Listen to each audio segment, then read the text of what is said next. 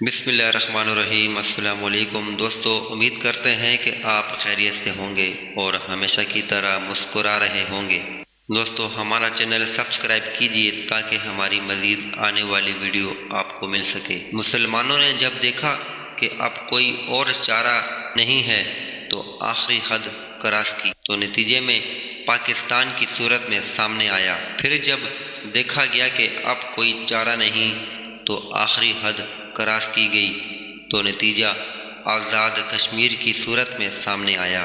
دشمن کو سمجھایا گیا کہ باز آ جاؤ، نہیں آیا، پھر آخری حد کراس کی گئی۔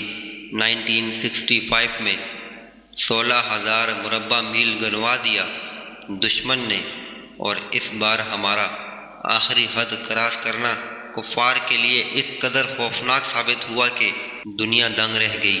ہمیں مسلمانوں کا لیڈر کہا گیا، ہمیں اس بات کو نبھانا پڑا۔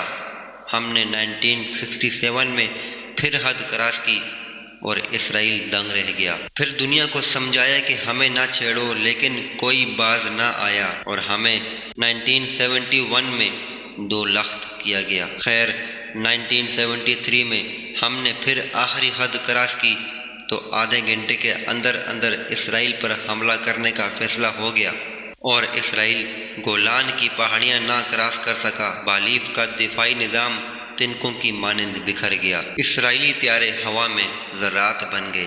وقت گزرا، ہمیں اپاہج کرنے کے پلان کیے گئے تو ہم نے پھر آخری حد کراس کی، تو اسلامی دنیا کے سربراہان بادشاہی مسجد میں نماز جمعہ پڑھنے پر مجبور ہو گئے۔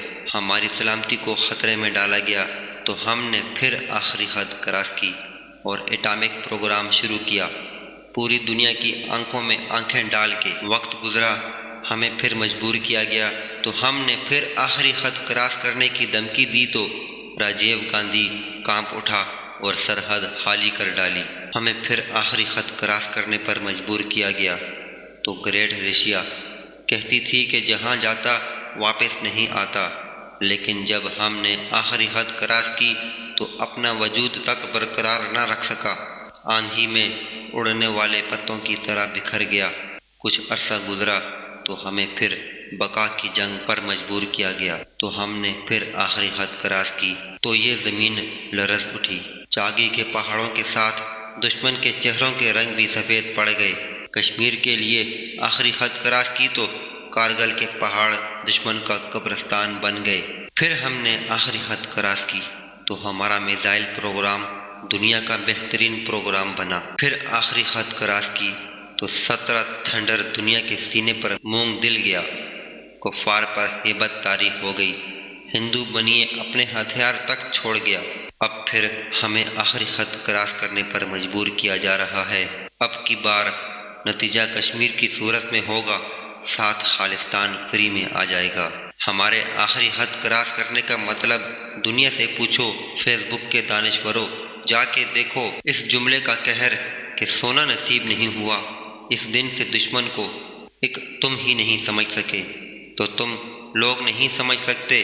تاریخ اٹھا کے دیکھو ہمارا آخری حد کراس کرنا کتنا دہشت ناک ہے۔ ہم نے آخری حد کراس کی تو الطاف حسین لندن کی سڑکوں پر بھیک مانگنے پر مجبور ہو گیا۔ ہم نے آخری حد کراس کی تو ٹی ٹی پی دفن ہو گئی۔ پوچھو جا کے امریکہ سے ہمارا آخری حد کراس کرنا کیا ہوتا ہے۔ ابھی بھی وقت ہے، سمجھ جاؤ، باز آ جاؤ۔ اس فرشتوں کی فوج کو پیار کرو، ان کو راستے نہ دکھاؤ، اتنی تمہاری اوقات نہیں۔ وقت کا انتظار کرو، پھر دیکھنا کہ ہوتا کیا ہے۔ لیکن اگر انڈیا والوں تم باز نہ آئے تو یہ نہ ہو کہ کہیں تمہارے خلاف بھی آخری حد کراس کرنی پڑ جائے۔ نہ باز آؤ گے تو مٹ جاؤ گے اے ہندوستان والو، تمہاری داستان تک نہ ہوگی داستانوں میں۔ پاکستان زندہ باد، پاک فوج پائندہ باد۔